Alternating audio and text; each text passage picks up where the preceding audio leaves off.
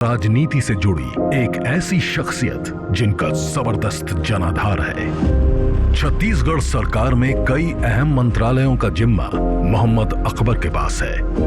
One, परिवहन, विधि जैसे अहम प्रभार संभालने वाले मोहम्मद अकबर विरोधियों पर तीखे प्रहार के लिए जाने जाते हैं। 24 अगस्त 1956 को रायपुर में जन्मे मोहम्मद अकबर ने छात्र राजनीति से सियासी पारी का आगाज किया। कांग्रेस के जिला संगठन संभालने के बाद मोहम्मद अकबर पहली बार 1998 में विधानसभा पहुंचे। मोहम्मद अकबर की लोकप्रियता का पैमाना चुनावी जीत में झलकता है। स्वागत कीजिए छत्तीसगढ़ के man in action minister Mohammad Akbar का।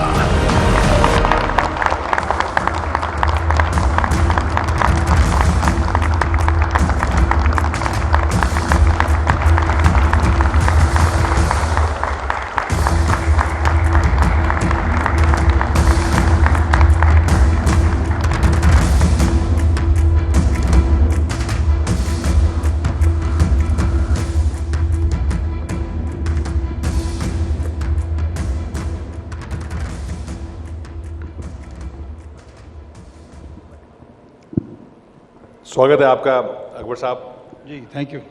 पहले तो ये बताइए, आपको मोहम्मद अकबर कहें या ऑनलाइन अकबर कहें? आजकल सुना है आप ऑनलाइन अकबर के नाम से जाने जाते हैं।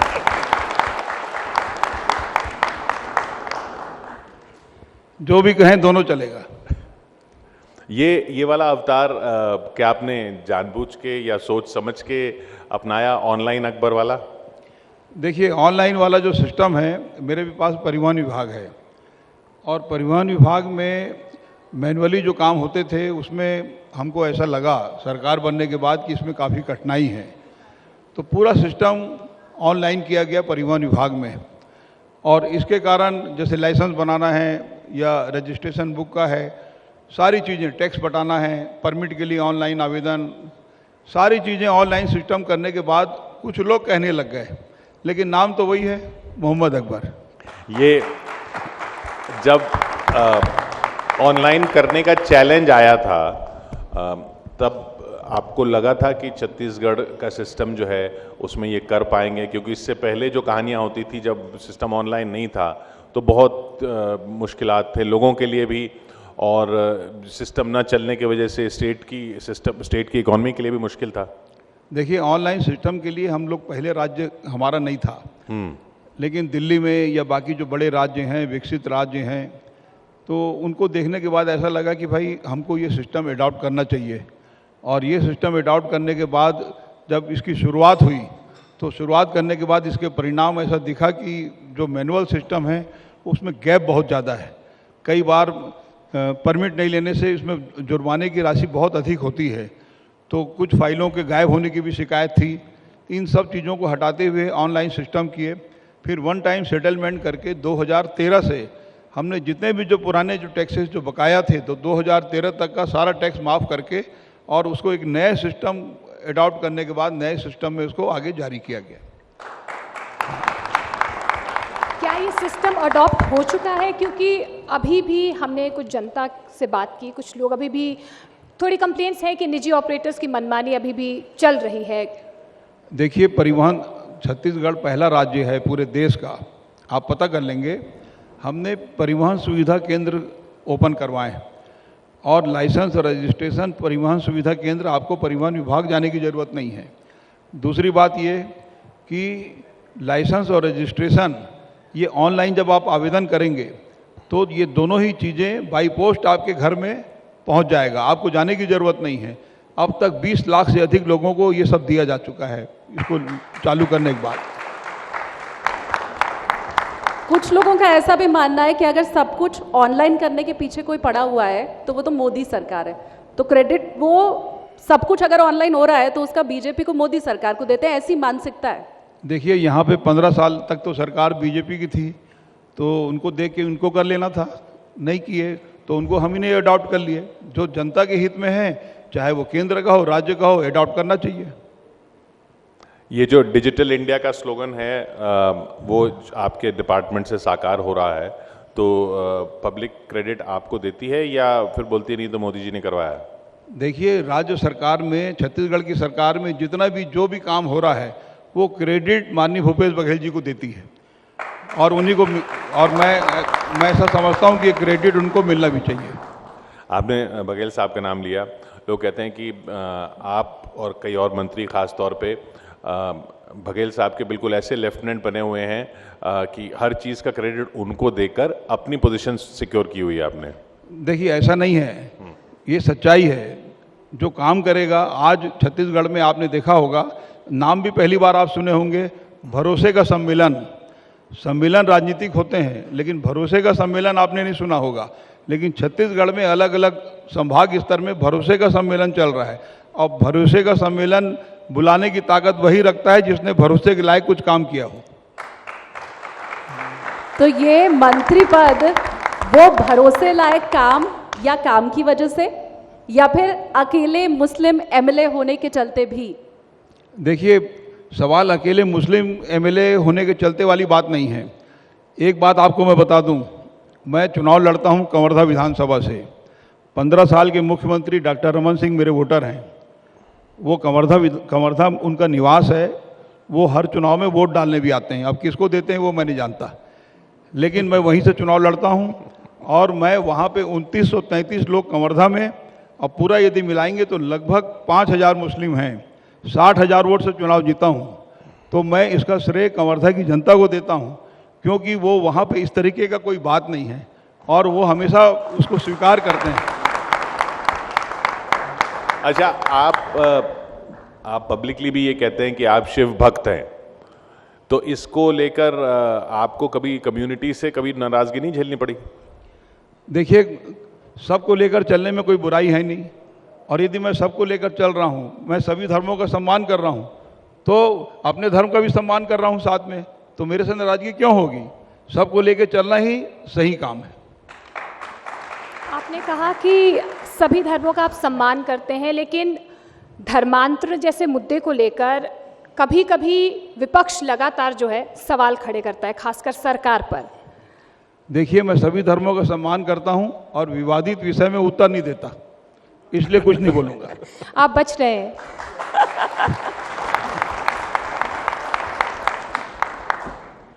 धर्मांतरण के साथ साथ लव जिहाद भी एक शब्द है जो इस वक्त बहुत ज्यादा प्रचलन में है। मैंने कहा ना, विवादित विषय की तरफ आप मेरे को मत लेके जाओ। सरकार में क्या काम किया वो पूछो। आपको क्यों लगता है ये विषय विवादित विषय? जो विवादित है वो तो है, वो सच्चाई है, और मैं उधर जाना नहीं चाहता। आप सरकार के बारे में 1000 क्वेश्चन करें, कोई दिक्कत नहीं है। जब पब्लिक में जब आप जाते हैं तो पब्लिक आपसे ये सवाल नहीं करती कि आजकल ये चल रहा है, ये चल रहा है, आप इस पे बोलते नहीं हैं, आप सिर्फ काम पर बात करते हैं, तो उन चीज़ों का जवाब देना आपको नहीं लगता कि पब्लिक को जवाब नहीं देंगे तो छवि पे असर पड़ेगा? कभी नहीं पूछती पब्लिक। कुछ भी चल रहा है के बारे में कोई बात नहीं होती। आजकल पब्लिक को भी मतलब ये है कि भाई राज्य सरकार का कामकाज ठीक चल रहा है कि नहीं चल रहा है, और आर्थिक उन्नति के लिए जिस तरीके से छत्तीसगढ़ की सरकार ने काम किया है, मैं ऐसा समझता हूँ पूरे देश में कहीं नहीं है। इसलिए पब्लिक को इन सब चीज़ों से मतलब नहीं है। क्या यही वजह रही कि डॉक्टर रमन सिंह के गृह जिले से आपने रिकॉर्ड मतों में जीत दर्ज की है, क्योंकि जनता के बीच आप जाते हैं और उन्हें भरोसा है कि आप काम करके देंगे उन्हें? जी बिल्कुल। लेकिन मुमकिन कैसे हुआ ये? देखिए, मैं पहली बार 1998 में विधायक बना। उस समय माननीय अजीत जोगी जी मुख्यमंत्री थे। मेरा विभाग था attach to CM. Jogi ji के बारे में आप सभी को मालूम है कि बहुत ही पढ़े लिखे व्यक्ति थे, और कलेक्टर भी थे, एसपी भी थे, और वो एलएलएम भी थे, और इंजीनियर भी थे। अब उनका जो कामकाज करने का तरीका था कि किस तरीके से किस काम को कैसे कराना है, अटैच टू सीएम होने के कारण बहुत कुछ सीखने का अवसर मिला। और उसके बाद से बहुत सी ऐसी योजनाएं हैं जिसके बारे में लोगों को मालूम नहीं होती कि कहाँ से कौन सा काम हो सकता है। उन बारीकियों को पकड़ के अधिक से अधिक विकास का काम होना चाहिए। अब एक बात और भी होती है कि जनता की तरफ से मान लो 10 काम बताया गया, कभी 1 हुआ, कभी 2 हुआ, कभी 10 हो गया, कभी 1 भी नहीं हुआ। लेकिन यदि कोई आपके पास आए तो आप कम से कम प्रेम पूर्वक बात करिए, सम्मान से बात करिए, बैठने के लिए बोल दीजिए। उसको लगना चाहिए कि मेरे लिए प्रयास ईमानदारी से किया, भले मेरा काम नहीं हुआ। तो इसको यदि हम पालन करेंगे तो कोई दिक्कत नहीं है। आपने काम की बात की, ऑनलाइन वाली की तो बात हमने कर ली। एक और जो स्कीम थी कि हाथी नहीं जाएंगे अंदर, बाहर रख देंगे हम धान, वो आइडिया हाथियों को ही पसंद नहीं आया। बिल्कुल सही कहना है आपका। छत्तीसगढ़ सरकार हाथियों के बारे में जो विचार रखती है उसके बारे में मैं बता देता हूँ। यहाँ पे छत्तीसगढ़ में एलिफेंट रिजर्व 3, सेमरसोत, बादलखोल, तमोर पिंगला, ये 3 एलिफेंट रिजर्व थे। उसके बाद 2008 में भारत सरकार से सैद्धांतिक सहमति मिली लेमरू हाथी रिजर्व बनाने के लिए 452 वर्ग किलोमीटर। 2008 से लेकर 2018 10 साल तक सैद्धांतिक सहमति मिलने के बाद भी इसका नोटिफिकेशन नहीं किया गया। कारण ये था कि उसके पूरे नीचे कोयले की खदानें हैं और तत्कालीन सरकार कोयले की खदानों को छोड़ना नहीं चाहती थी। लेकिन कांग्रेस की सरकार बनने के बाद 452 वर्ग किलोमीटर का हमने दोबारा सर्वे कराया और हमको ये लगा कि हाथियों के लिए ये जो यहाँ का जो जलवायु है और जो परिस्थितियाँ हाथियों के अनुकूल है, तो सर्वे करने के बाद हमने उसको बढ़ाकर 452 से 1995 वर्ग किलोमीटर किया और 39 कोयले की खदान छोड़े हैं। उसके बाद जाके वो एलिफेंट रिजर्व हमने घोषित किया है। तो ये सरकार की सोच एलिफेंट के प्रति वो आपके सामने। तो फिर वो जो धान बाहर रखने वाला आइडिया था वो नहीं आया, तो उसके आगे का प्लान क्या है फिर? ये जो धान बाहर रखने वाला हमारा आइडिया था, जिस समय ये प्रारंभ किया गया तो हम लोगों ने ये कहा कि ये एक प्रयोग है, ये सफल भी हो सकता है, ये असफल भी हो सकता है। फिर जब हाथियों का दल जाता है तो घरों को तोड़कर धान बाहर निकाल के और उनको खाते हैं। लेकिन जिस समय हमने खुद उनको सामने रख दिए तो जब दल आया उनको लगा कि अब तक तो निकाल के खाना पड़ता था, क्योंकि वो वेरी इंटेलिजेंट एनिमल उनको कहा जाता है। वो उन्होंने पूरा राउंड मार के देखे लेकिन खाए नहीं। उनको लगा कि इसमें कुछ षड्यंत्र है और इसलिए वो आगे बढ़ गए। तो ये हमारा फेल हो गया है। चुनावी साल है, प्रयोग की आप बात कर रहे हैं, प्रयोग सफल भी होता है असफल भी होता है। चुनाव में कौन सा प्रयोग अब होने वाला है? ये पूरे 5 साल में प्रयोग ही चला है। इसके पहले हमने 2500 रुपये प्रति क्विंटल के हिसाब से पिछले चुनाव में 2018 के पहले कहा था कि 2500 प्रति क्विंटल धान खरीदी हम करेंगे। पूरे देश में कहीं दर नहीं है। अब 2019 में जो धान खरीदी हुई उसका सीधे चेक 2500 रुपये प्रति क्विंटल में दिया गया। उसके बाद जब 2020 में धान खरीदी की नौबत आई तो भारत सरकार से चिट्ठी आई, यदि समर्थन मूल्य से अधिक आप कीमत देंगे तो हम आपका जो सेंट्रल पूल में चावल जमा होता है वो नहीं लेंगे। मुख्यमंत्री जी, मंत्रीगण सब गए और केंद्रीय खाद्य मंत्री जी से मुलाकात हुआ, बहुत रिक्वेस्ट किए, नहीं माने। तब मंत्रिमंडल के हमारे कुछ सदस्य मुख्यमंत्री जी के नेतृत्व में बैठ के तय किए कि हमारा वायदा कांग्रेस का 2500 रुपये प्रति क्विंटल है और भारत सरकार की तरफ से अड़ंगा है, लेकिन हमको तो देना है। तब हमने नई योजना बनाई, राजीव गांधी किसान न्याय योजना। 9,000 रुपया प्रति एकड़ के हिसाब से खरीदते समय समर्थन मूल्य से चेक 3 से 4 दिनों के भीतर, बाद में 9,000 रुपया प्रति एकड़। जब आप अंतर की राशि 2500 का जब मिलान करेंगे तो 2500 रुपये पूरा होता है। अब ये 4 किस्तों में हम देते हैं। पहला देते हैं 21 मई को, दूसरा 20 अगस्त राजीव जी के जन्म दिवस पर, तीसरा हम देते हैं 1 नवंबर जिस दिन छत्तीसगढ़ राज्य बना, और चौथा साल के अंत 31 मार्च। तो इस तरीके से वायदा पूरा करते हुए लगातार ये पूरे देश में पहला राज्य है जो 2500 रुपये के हिसाब से लगातार भुगतान कर रहा है। अब आपको पूरा भरोसा है कि सरकार वापस आएगी? बिल्कुल। वजह? काम भरोसे का सम्मेलन किस लिए है? आपने लगातार अपनी उपलब्धियां तो गिनवा दी और कई ऐसी स्कीम्स हैं जो गेम चेंजर साबित हो सकती हैं। कोई कमी महसूस हो रही है आपको कि अभी किसी एक क्षेत्र में आपको जोर देने की ज़रूरत है आपके अपने डिपार्टमेंट में? देखिए, ऐसा है कि किसानों के लिए तो राजीव गांधी किसान न्याय योजना हो गया, जिनके पास ज़मीन है उनका ये योजना। अब छत्तीसगढ़ पहला राज्य है जिनके पास कोई ज़मीन नहीं है। जिनके पास कोई ज़मीन नहीं है, राजीव गांधी ग्रामीण कृषि मजदूर न्याय योजना, 4,95,000 लोग हैं, 7,000 रुपये सालाना देते हैं। अब आइए भारत सरकार की तरफ। भारत सरकार में 3 किस्तों में, 4 किस्तों में 2-2 हज़ार, हर 4 महीने में 2,000, तो 4 दिया 12, 6,000 रुपया खातेदार किसानों को दिया जाता है। और छत्तीसगढ़ की सरकार जो खाता जिसके पास 1 डिसमिल जमीन नहीं है उनको 7,000 दिया जाता है। किसानों के लिए राजीव गांधी न्याय योजना, किसान न्याय योजना, उसमें भरपूर पैसा मिल रहा है।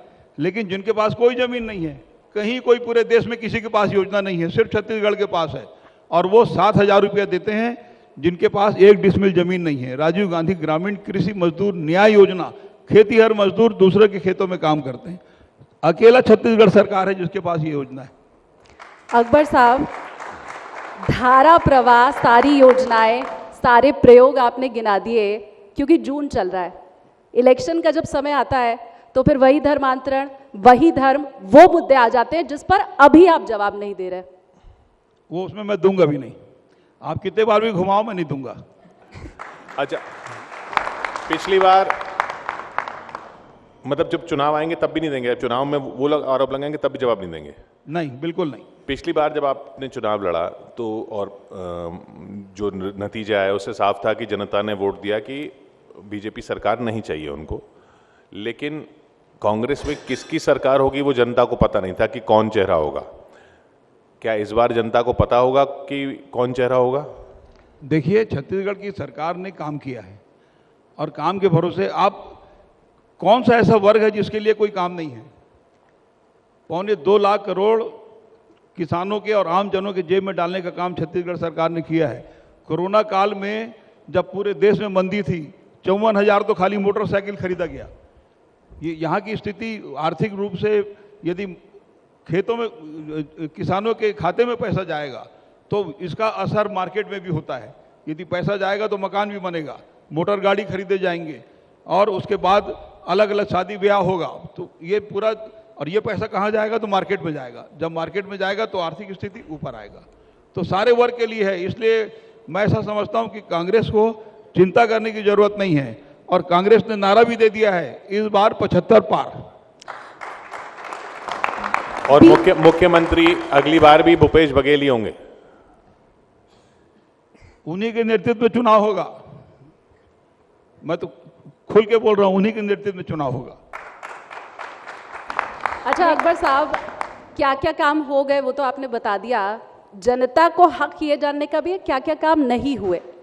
2018 में 36 का आंकड़ा आपने रखा था, 36 लक्ष्य रखे थे, पूरे कौन कौन से नहीं हुए? देखिए, 36 में से 4 या 5 को मैं कह सकता हूं कि पूरा नहीं हुआ, और बाकी के लगभग वायदे हम लोगों ने पूरे कर दिए हैं। और जनता की उम्मीदों पर ये सरकार एकदम खरी उतरी है और आने वाले समय में जनता का आशीर्वाद कांग्रेस पार्टी को फिर मिलेगा, ये मेरा विश्वास है। क्योंकि ये जो हम चेहरे वाला सवाल इसलिए पूछ रहे हैं, आप भी जानते हैं किस लिए पूछ रहे हैं, आप भी बोल रहे हैं, मैं खुल के बोल रहा हूं कि नेतृत्व भूपेश बघेल जी का होगा। लेकिन ऐसा देखा जाता है और पूरे देश में देखा जाता है कि कांग्रेस पार्टी में अलग अलग धड़े एक दूसरे के खिलाफ जो काम करते हैं, उससे भी विपक्ष से ज़्यादा उससे अपना नुकसान खुद करती है कांग्रेस। वो छत्तीसगढ़ में स्थिति बनी हुई है अब भी। देखिए, इस तरीके की कोई बात नहीं है छत्तीसगढ़ में। जो कांग्रेस का नेतृत्व है, भूपेश बघेल जी के नेतृत्व में चुनाव होगा, और यदि इस प्रकार का किसी का कोई विवाद की स्थिति उत्पन्न होगी तो हमारे जो ऑल इंडिया कांग्रेस कमेटी के स्तर के जो हैं, खड़गे जी हैं, राहुल जी हैं, तो ये इस तरीके की जो कोई पहली बार और नई बात नहीं है, ये कांग्रेस में चलता रहता है और उनकी ताकत है और वो इस सब चीज़ों को संभाल लेते हैं। यहाँ भी होगा। आपने राहुल जी को नहीं बोला कि छत्तीसगढ़ नहीं आई भारत जोड़ो यात्रा? जो रूट निर्धारित है वो 20 से हट के कहीं कहीं कैसे जा सकते हैं? वो तो रूट निर्धारित है ना, निर्धारित था और उस रूट में गए हैं और सफल भी हुए हैं। जब दोबारा फिर से रूट निर्धारित होगा तो हम लोग कोशिश करेंगे कि यहाँ से भी जाएं। उसका असर आपको यहाँ होता दिखता है चुनावों में? भारत जोड़ो बिल्कुल होगा, और असर तो आप देख लिए कर्नाटक में, और उसका 2024 के लोकसभा चुनाव में? 24 को टाइम है, क्योंकि पिछली बार यहाँ पे विधानसभा जीतने के बाद भी लोकसभा में वो सीटें नहीं आई जैसी उम्मीद थी। पुलवामा,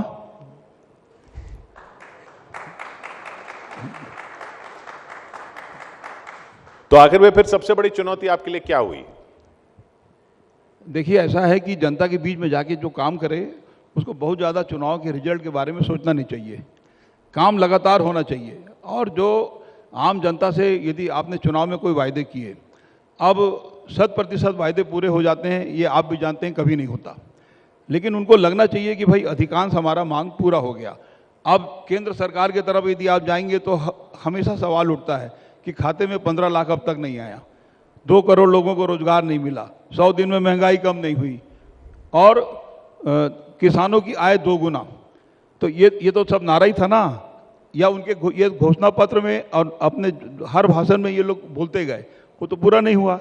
तो जब हमसे ये कोई पूछेगा कि तुम्हारा ये 4 मांग पूरा नहीं हुआ, तो हम उसको 8 गिनाएंगे, राज्य का भी 4 गिनाएंगे कि हर आदिवासी परिवार को गाय देने की बात हुई थी, सभी बेरोजगार लोगों को भत्ता देने की बात हुई थी, 5 हॉर्स पावर बिजली का पंप फ्री देने की बात हुई थी, 270 धान का बोनस देने की बात हुई थी। तो 4 राज्य का गिनाओ और 4 केंद्र का गिनाओ और 4 अपना बचा लो। तो जैसा आपने कहा था कि आपने अपने आप को शिव भक्त तो बताया ही था, और आखिर में आपने एक तरह से गीता का ज्ञान भी दे दिया कि आपको बस काम करते रहना है। बहुत बहुत शुक्रिया हमारे साथ यहाँ जुड़ने के लिए अकबर साहब। मोहम्मद अकबर।